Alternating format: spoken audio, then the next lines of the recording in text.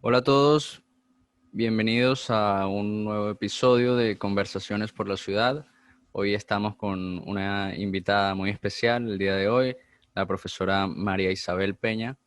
Eh, la profesora María Isabel Peña es arquitecta de la Facultad de Arquitectura y Urbanismo de la Universidad Central de Venezuela eh, y estudió también en Columbia University. Tiene un máster en Arquitectura y Diseño Urbano y es doctoranda en urbanismo.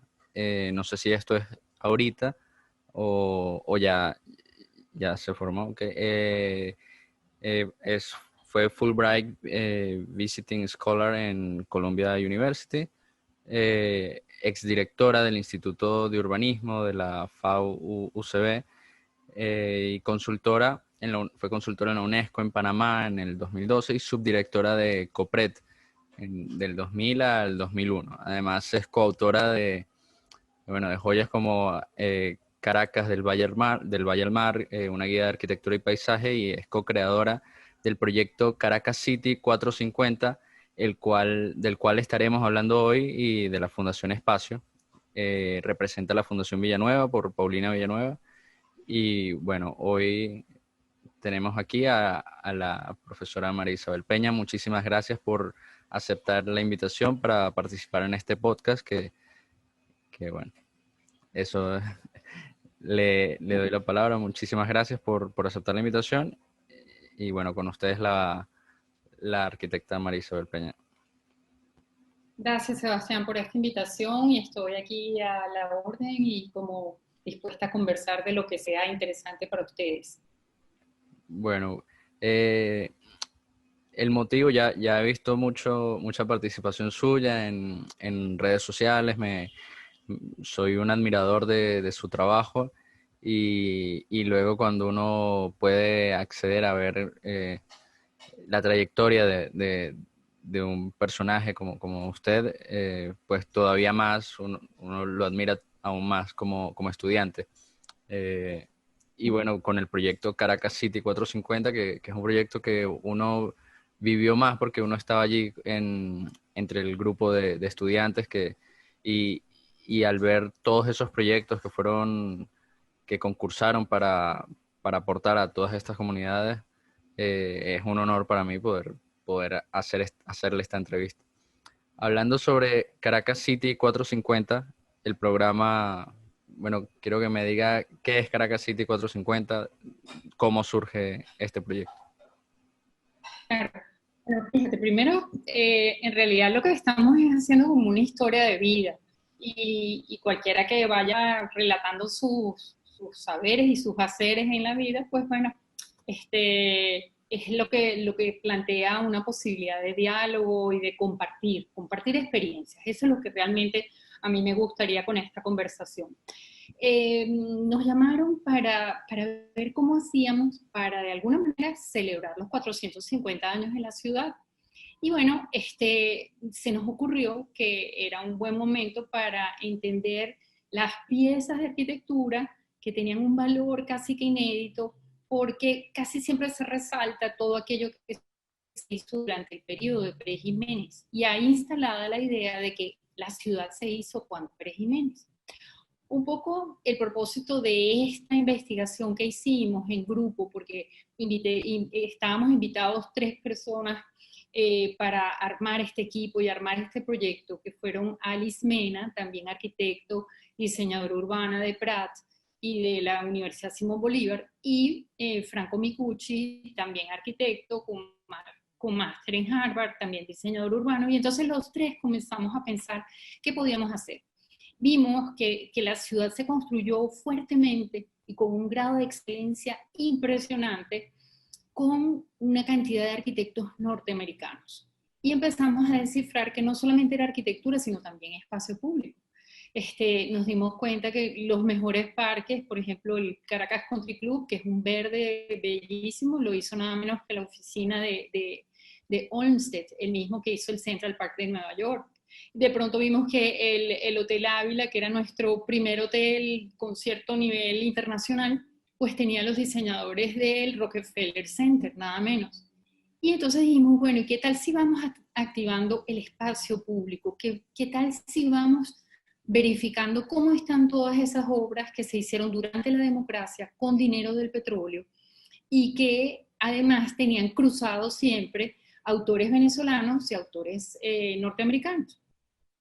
Y a eso nos dedicamos ese primer año, que fue 2017, que coincidía con el 450 aniversario de la ciudad. Y por eso escogimos ese nombre, Caracas City, como un destino que en ese momento fuimos, cuando en los años 50, bueno, éramos el boom petrolero, teníamos tanta gente interesantísima de todas las nacionalidades y donde hubo una gran inversión en construirnos como una ciudad moderna. Entonces, lo primero fue eso, abordar eso a través de la investigación, después ir a verlos en persona, y eso significaba vámonos para allá con cámara, gente, vamos a constatar cómo están, y bueno, darnos cuenta de los valores que tenemos y el orgullo que tenemos que sentir, porque no fueron pequeñas inversiones, fueron inversiones de excelencia.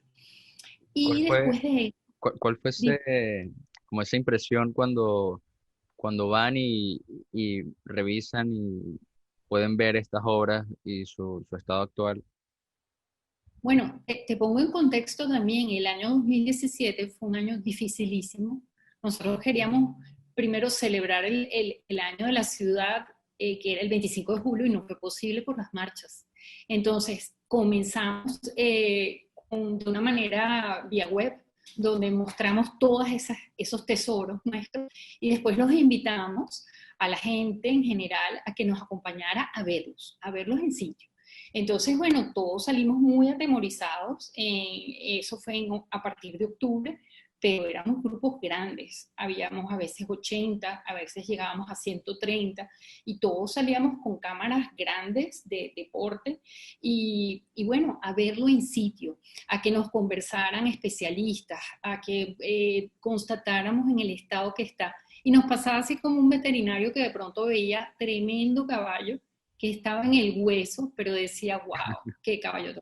Entonces, no siempre fueron felices los encuentros, en el sentido que a veces encontrábamos mucho deterioro, pero en otras oportunidades sentíamos qué cosa tan maravillosa, lo que nosotros fuimos como país en ese momento. Digo fuimos porque en ese momento hubo esa cantidad inmensa de inversiones.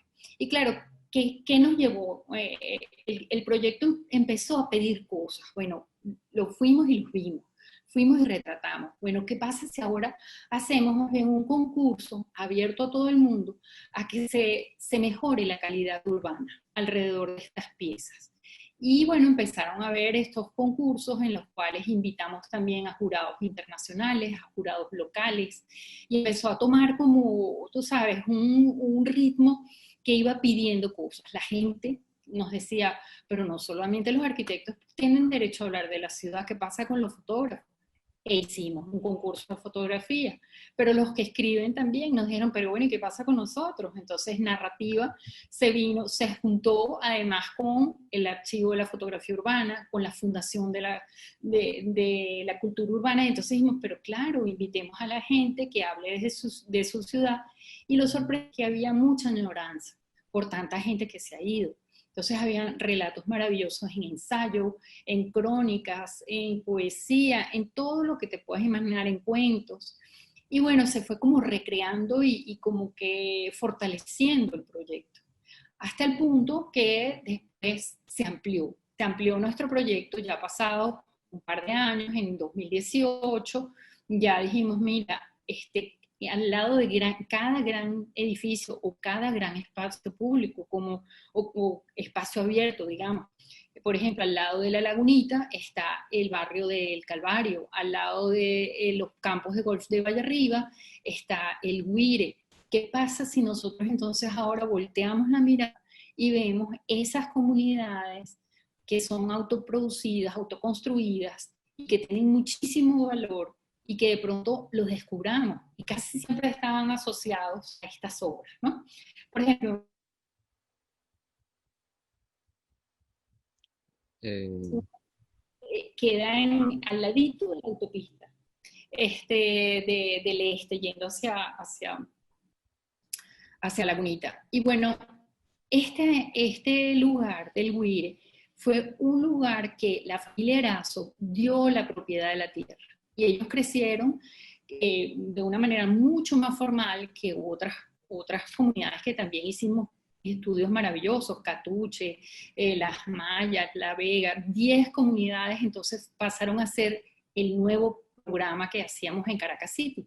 Y entonces en esta oportunidad hacemos Caracas City 450 comunidades, porque ya teníamos pues, un público que nos seguía como Caracas City 450, y también hubo algo que cada vez que era el aniversario de la ciudad, nos daba oportunidad de ir entregando cosas que queríamos que viera la gente, que habían hecho estos concursantes con las comunidades, junto con nosotros, y cada vez fue tomando más fuerza, no solamente el proyecto para mostrar cada año por el aniversario, sino también la conexión con cada una de las comunidades, que fue una cosa que fue creciendo y se fue cocinando con el tiempo y cada vez lo fuimos como perfilando un poco mejor y entendiendo que en la medida que el usuario se apropie a través de diseñar junto con los diseñadores, es muchísimo mejor. Es muchísimo mejor esa relación de cuidado, mantenimiento, identificación, y bueno, es mucho más estimulante para todos. Incluso en estos momentos que son tan fuertes, que estamos atravesando un momento tan difícil, encontramos que era una manera de estimular a que hubiese otros valores, a que de pronto se piense el espacio público como un espacio donde podría haber eventualmente algo que sea productivo. Nos pasó en el caso de Catuche.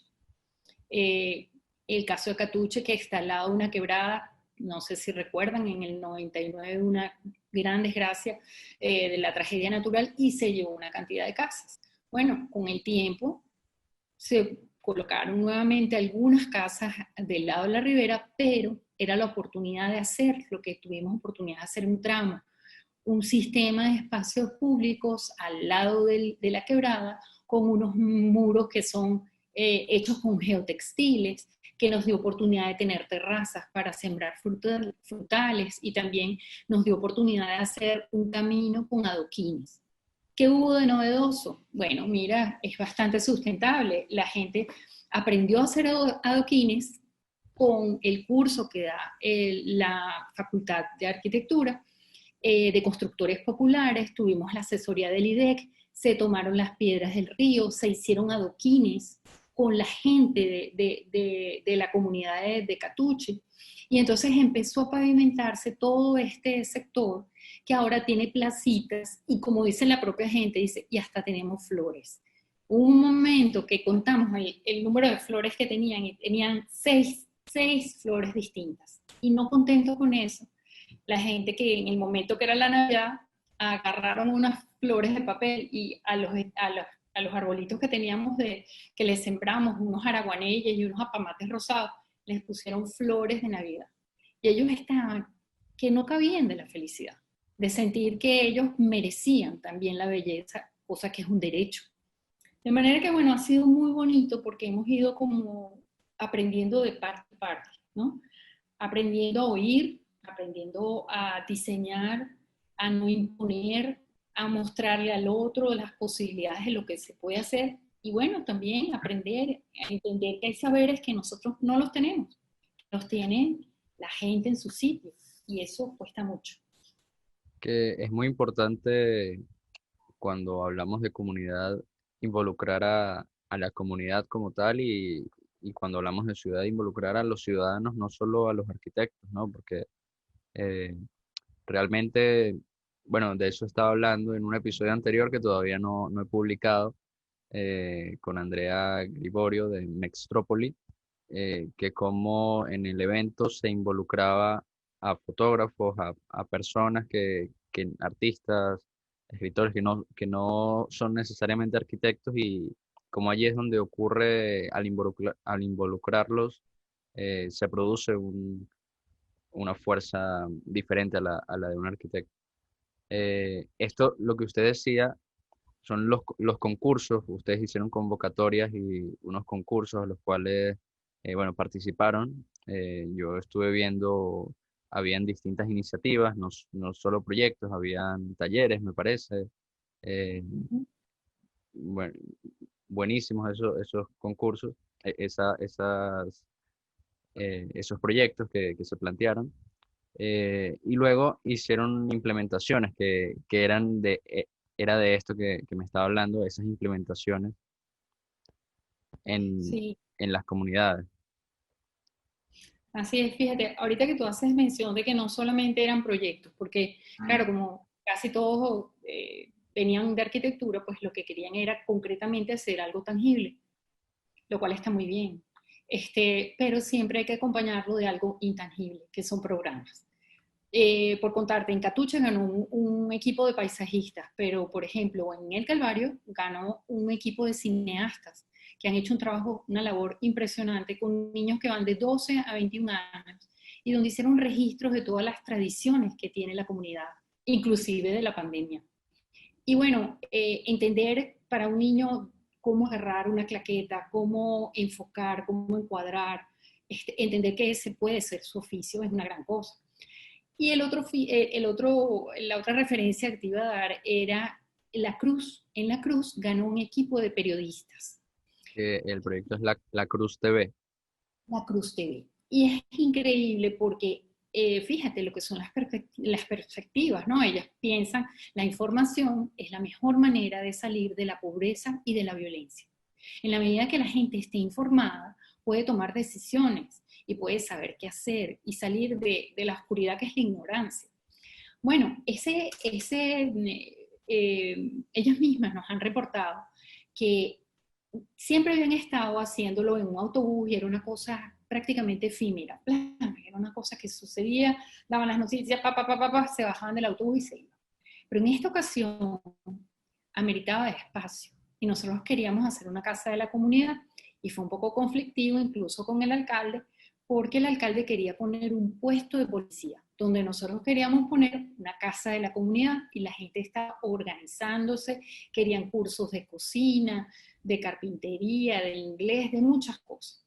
Bueno, el asunto es que entendieron ellas como periodistas que tenían un público cautivo y entonces les dieron clases de prensa y les enseñaron cómo tomar las noticias y cómo ser una fuente fidedigna. El hueco en la calle, no sé qué, lo reportamos, quién lo reportó, cuándo lo reportó, todavía el hueco está. Entonces, ¿quién lo iba a informar? Pues el vocero natural que ellos tenían, un señor que por lo general iba por todas las callecitas con un parlante e iba diciendo, mira, pasó tal cosa y pasó tal otra. Bueno, ahora con la pandemia, ¿qué sucedió? Bueno, el señor desde varios balcones del barrio va dando sus noticias para resguardarse porque él es un señor un poquito mayor y también para resguardar a los demás. Pero se ha convertido en un hito al punto que han venido gente desde Francia a hacer reportajes de él en historias que laten, aparecen las historias que ellos también ponen en sus papelógrafos, porque van entendiendo que la noticia hace comunidad y los aglutina y están pendientes, mire, el señor fulano que está enfermo o el señor mengano tiene tal cosa que puede ayudar a tal otro. Y ha sido un efecto que ha reverberado, porque en otras comunidades han pedido hacer lo mismo, cosa que es bellísima, porque sembramos algo que ahora ha tomado cuerpo y no solamente ha crecido y se ha fortalecido en la cruz, sino que también está en otras comunidades. Y de eso nosotros nos sentimos,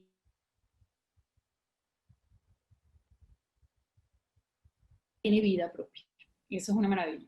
Igual nos pasó con Catuche. En Catuche nosotros hicimos El un gran Suche era el proyecto de Okay. Catuche. En Catuche hicimos un gran segmento, un segmento que va desde la Quinta hasta Portillo, con todos estos muros que son hechos con bolsas, con geotextiles y sembradas de vetiver que tienen unas raíces profundísimas, como de 30 metros. Bueno, una vez que nosotros terminamos y que ellos aprendieron cómo hacerlo, siguieron ellos solos, con un gran trecho, con más de estos muros que fortalecen los bordes de la quebrada. Y ya ellos podrían tranquilamente ir a hacer ese trabajo en cualquier otra parte. Quiere decir que se están defendiendo ellos, están haciendo un escenario nuevo, de muchísima mayor calidad, porque es un escenario paisajístico. El vetiver es muy hermoso cuando está ya crecido. Bueno, y a la vez aprender un oficio. Y eso es lo que nosotros queremos. O sea, tomar una excusa, que es un proyecto, pero para darles algo que les dé valores y les dé crecimiento personal. Y bueno, ese intercambio de saberes que es tan interesante entre los técnicos, los profesores y los estudiantes, todos los que fuimos con el sitio y con la gente del sitio, que es extraordinario, porque no es que nosotros fuimos a decirle cómo eran las cosas, sino que fue un intercambio que se dio y que floreció y de una manera bastante positiva. Que hay que irlo a ver. Yo recomiendo que vayan a ver todos esos lugares. ¿Todavía siguen haciendo recorridos para estas obras? En este momento es imposible, desde que comenzó la pandemia no se puede ni se debe. Sin embargo, sí se ha mantenido el contacto con ellos y hay ciertas obras que han seguido avanzando. Te cuento, por ejemplo, en Las Mayas. En Las Mayas, el colegio, que es un gran colegio de fe y alegría, pues bueno, mira, los maestros iban casi a diario y nos pidieron, manden esas plantas para que cuando regresen los niños el patio esté, bueno, a más no poder. Y efectivamente, mandamos unos araguaneyes y unos acacias flamboyant, que son muy bonitas. Y bueno, sin duda eso le va a dar un colorido inmenso. Y ahora nos dijeron, pero manden también lo de los muros, de los murales que íbamos a hacer. Y los papás que algunos ameritan y quieren trabajar y necesitan dinero, pues hicimos así como un trato. Y dijimos, bueno, cómo no, vamos a hacer que de alguna manera los papás también se incorporen a poner la escuela bellísima, a pintar un muro gigantesco, larguísimo que hay. Y de esa manera también estamos, tú sabes, promoviendo trabajo, haciéndolos productivos y bueno, fortaleciendo algo que es la referencia de todos los niños de Las Mayas, esa escuela. Entonces, bueno, cuando uno sabe que uno tiene una referencia sólida, hermosa, eso queda instalado en los niños y es muy importante. La belleza, como decían, creo que un gran dirigente de la Charneca, que se llama Reinaldo Mijares, decía, la belleza es un derecho. Y yo lucho porque haya esa posibilidad en mi barrio. Él decía en la Charneca específicamente. Y él es bailarín. Y bueno, él es el que lleva los grandes encuentros de salsa en el Teatro Alameda, que no es poca cosa. Y fíjate, es el creer, él nos dio la lección de decir, yo creo en mi cuerpo. O sea, yo no estoy creyendo en que yo voy a hacer algo físico, sino en lo que me da mi potencial como una manera de ser productivo. Entonces él baila, otros tocan tambor, otros hacen instrumentos musicales. Y bueno, ha sido un encuentro maravilloso porque dicen, bueno, ustedes háganme el espacio y que yo le pongo mi parte.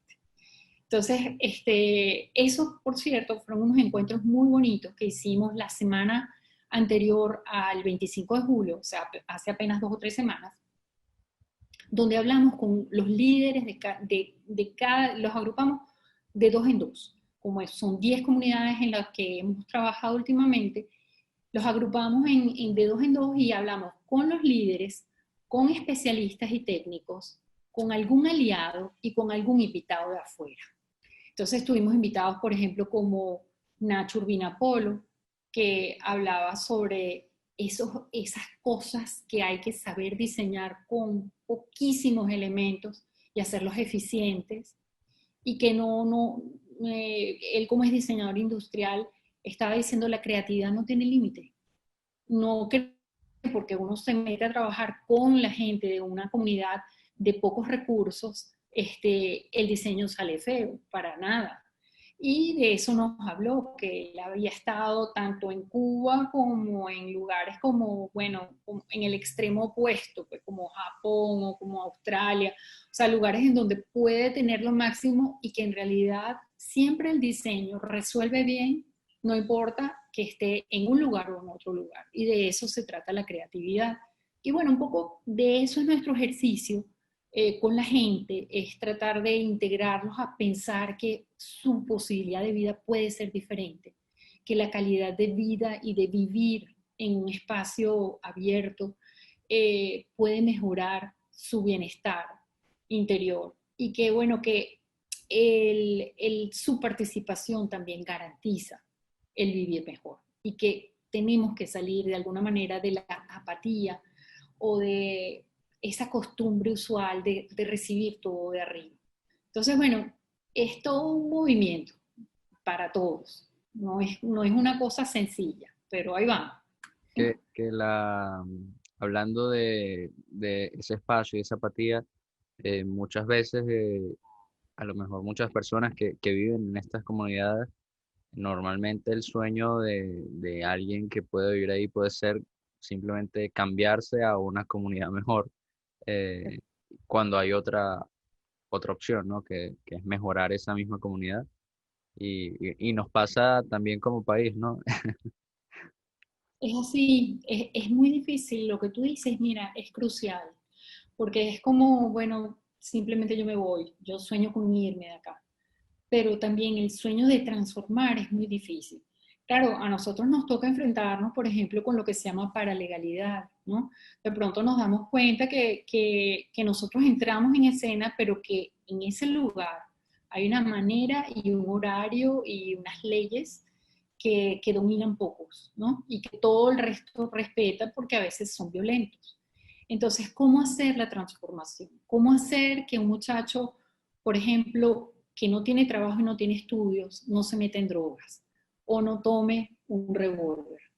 Entonces, bueno, fíjate, en el caso de Catuche, por ejemplo, y es bueno este ejemplo porque tienen dos cosas. Tienen una asociación civil que se llama Asocica y tienen Fe y Alegría, que bueno, es netamente religiosa. Y bueno, ellos tratan de ubicar a la gente en hacer cosas que le den valores, que les den valores nuevos.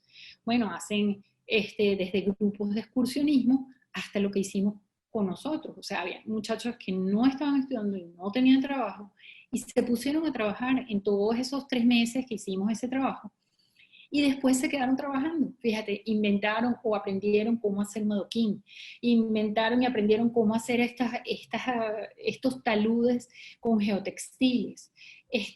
Aprendieron a hacer cosas que ellos no sabían de manos de otros mayores de la propia comunidad que les enseñaban a hacer, bueno, mira, vamos a armar aquí cómo se hace el cemento. Bueno, ellos empezaron a adquirir conocimientos y la gente se siente muy motivada cuando ve algo bien hecho por uno mismo. Es algo que te da valores y te dice, bueno, pero eso vale menos que vender un paquete de droga. Bueno, pero esto lo hice yo. Y además no quiero que me lo estropeen y además pone bonita mi calle y me ayuda a vivir mejor. Entonces, en la medida que tú hagas este intercambio de valores, puede ser, no es una ley, pero puede ser que haya otra dirección en buscar mayor calidad, en creer que puede, en apostar por otros valores. Nos pasó en el Guire también, Ramón Fermín, que era el diseñador, se le ocurrió hacer un techo tensado con unas guayas y con unas tapas de cuñetes de pintura. Y bueno, Te amo, no sé si... Te Amo, sí señor, el grupo se llama Te Amo y era conformado por Ángela, que es paisajista, Ramón, arquitecto, y otro muchacho que es ingeniero, y bueno, tensaron ese pequeño techo en la tríada, porque son 3 calles, en la del medio, y bueno, además estaban acompañadas de un artista plástico que pintó paredes, pisos, muros, y también se le puso paisajismo. Y bueno, la medición, ¿cómo la hicimos? O sea, ¿cómo medimos que cambió el escenario? El carnaval pasado, que ellos tienen un carnaval muy lucido, que bueno, coronan una reinita de carnaval, que es niña y tal. Bueno, en este caso, en esta vez de este año, las mamás, que son unas grandes matronas, se disfrazaron de lo que se llaman de bayanas, que en el carnaval de Brasil, bueno, son unas mujeres que se visten de blanco y bailan y no sé qué. Bueno, este carnaval tuvo hasta bayanas, porque antes era un carnaval solo de las niñitas, solo de las chiquitas. Bueno, aquí fue el carnaval para todas las edades, donde todos estaban integrados y donde vino gente de afuera de la comunidad a observar, a ver, a disfrutar, a comer, a pasar, bueno, por cierto, venden los mejores tequeños de toda Caracas allí, porque tienen una fábrica de tequeños. Y bueno, fue un momento en que tú descubres y dices, pero qué nota, o sea, qué buen lugar. Está en la, o sea, no hay ni que meterse tanto, está allí, pasándole por al lado. Entonces, bueno, la invitación o lo que nos lleva a reflexión todo esto es que si bien en Venezuela hemos tenido inversiones maravillosas, como fueron las primeras que descubrimos, al lado también descubrimos gente que se dio y se hizo gracias casi siempre a ese edificio, ¿no? Como decir los Erazos, se hizo al lado del Centro Médico de Caracas. Y qué bueno, ese espacio público a veces puede ser el espacio que los une o que los separa y que puede ser un mediador, porque es necesario entendernos como una sola ciudad. La gente de los Erazos, prácticamente el 80% trabaja en el centro médico. ¿Cómo es posible que no haya espacios intermedios para el encuentro de ambos? ¿No? Porque tiene que ser, o sea, escindido uno de uno y otro de otro. Entonces yo creo que incluso toda esta situación que nosotros tenemos es en parte consecuencia de las inequidades que no vimos nunca y que es necesario como compensarlas, ver cómo coserlas, surcirlas, remendarlas, pero de alguna manera entendernos como una sola ciudad y como un solo grupo humano. Que bueno, que sí, eso significa que hay jerarquías, sí, hay diferentes papeles como actores que son cada uno en una sociedad, pero la arquitectura en este momento es entendida, y la arquitectura de la ciudad y el diseño urbano es entendido como quizás como un instrumento de cambio y como un instrumento de revalorizar, de volver a calificar de una manera positiva una ciudad que está totalmente deteriorada y que está completamente olvidada, satanizada y a la cual nunca o sea, desde hace no sé cuánto tiempo nos hicieron inversiones. Entonces, bueno, claro, hay un recurso que a veces uno dice, no debería ser así, que es no creer en nadie sino en uno mismo, que uno dice, bueno, yo voy a aprender, como hicieron en Catucho, vamos a poner frutales para que vengan los pájaros, pero también para que comamos. O vamos a poner ají dulce, porque con ají dulce podemos hacer mermeladas de ají dulce y si nos salen picantes hacemos picanteros y los vendemos. Y claro, ellos están tratando de ser autosuficientes, que uno a veces dice, caramba, si esto tuviera un poquito de ayuda de ciertos programas de nación, o sea, seríamos una maravilla, podríamos ir mucho más lejos, ¿no?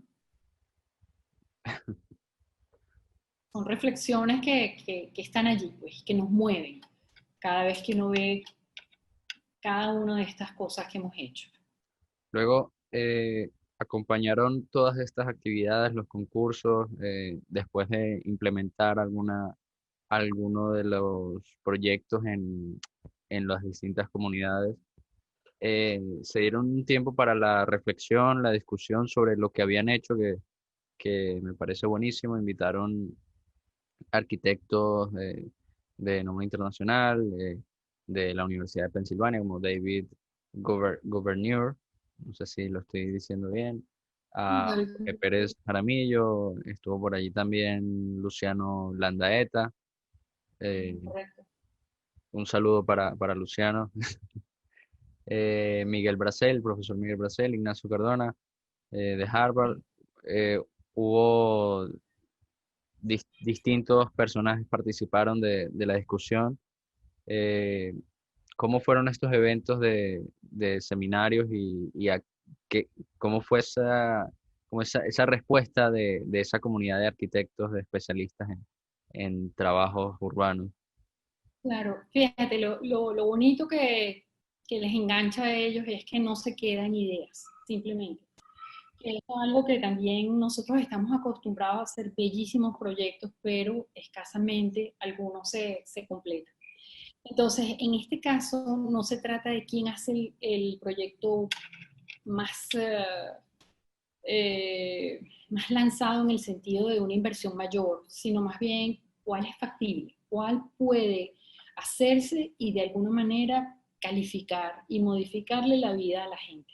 Entonces, bueno, fue un ejercicio interesante. Por eso se llama urbanismo táctico, que muchas veces lo dice la gente. Dice, no es lo mismo tener un montón de basura enfrente a tener un mural pintado y no tener basura. Es un cambio pequeño, pero es un cambio. O entender, tú sabes, ir entendiendo cada una de las comunidades. Chapellín, tú ves, bueno, mira, hay un comedor con una fuerza inmensa, necesita agua, hay que darle agua. Entonces, entiendes que son muchos factores, o entiendes que la belleza también es algo que les da sosiego y que lo necesitan, porque no, todos lo necesitamos.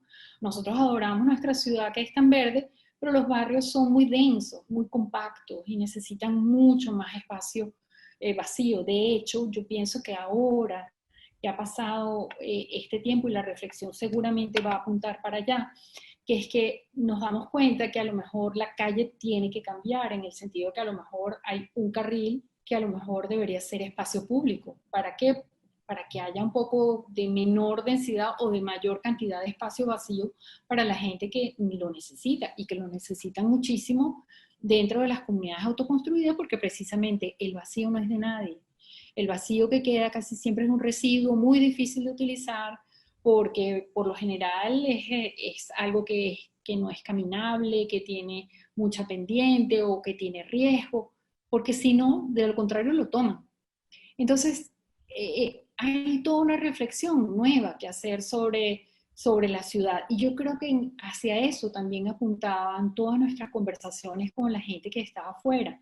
Un poco entender que ellos a veces tenían desde allá visiones muy valiosas, como el cómo podría ser, pero a la vez el tratar de decirnos, háganlo, ustedes que están haciendo algo, traten de llegar a hacer algo como esto.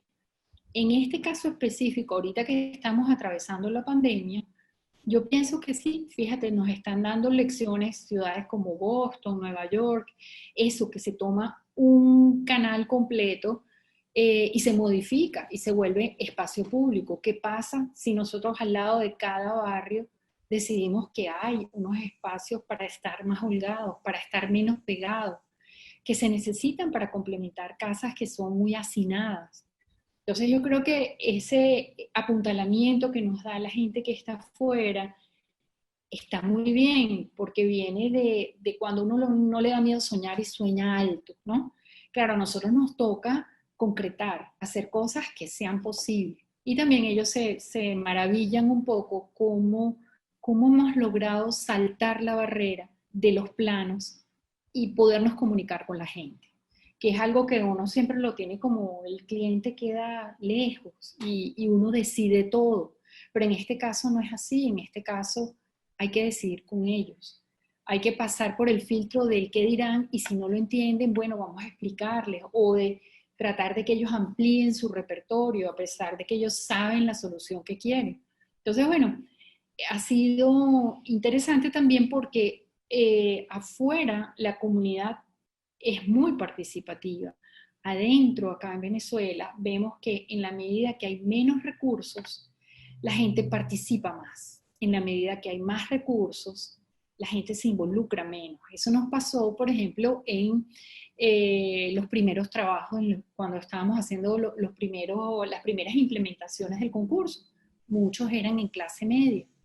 Y bueno, les costaba participar, o de una manera muy cómoda te reclamaban, te decían, mira, es que yo quiero que me pongas un toldo veneciano.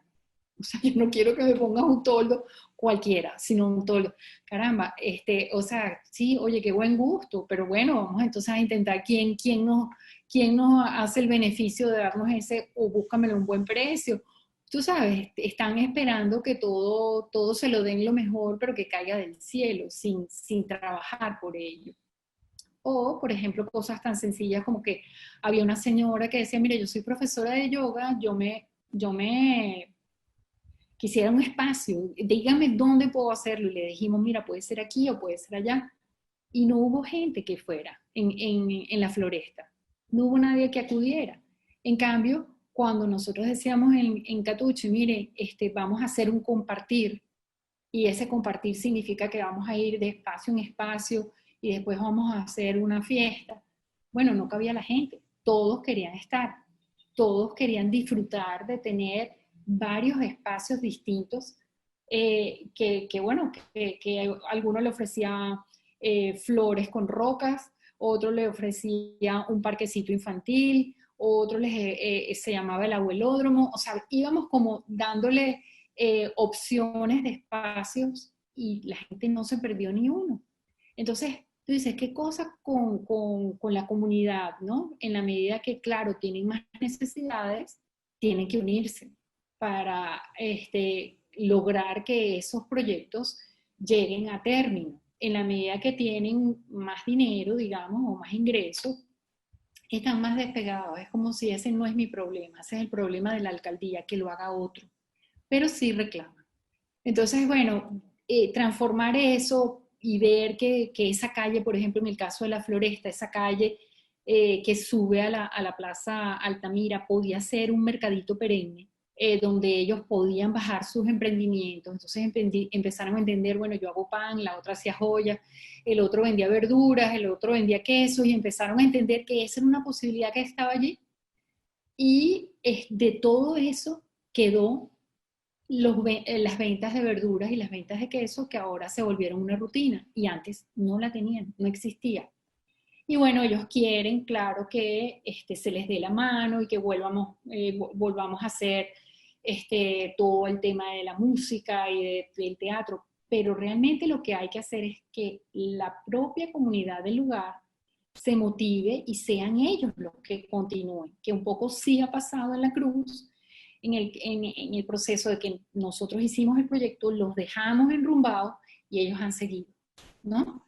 Y eso está estupendo. Esa es la manera. O sea, no que nos instalemos con ellos y que seamos el bastón siempre, sino que ellos crezcan y que entiendan que el apropiarse de los espacios amerita de su presencia y de echarle pichón, o sea, de seguir para adelante. Bueno, eh, llegamos al fin de esta entrevista. No sé si algún mensaje, un último mensaje que quiera transmitir. Bueno, a mí me encantaría que visiten la página, es una fuente documental muy seria. Tuvimos con nosotros bueno, el privilegio de tener unos profesores doctores maravillosos, de la Simón Bolívar, Henry Vicente y Lorenzo Casas. Bueno, creo que realmente vale la pena ese trabajo. Y todas nuestras redes, siempre es muy fácil. Recuerden CCS City 450, bien sea la página web o todo Instagram, Facebook, Twitter, y manténganse activos con nosotros porque sí van a venir recorridos una vez que pase la pandemia, que es algo que nos queda pendiente porque las comunidades quieren verse entre ellas y aprender unas de otras. Así que estarán más que bienvenidos.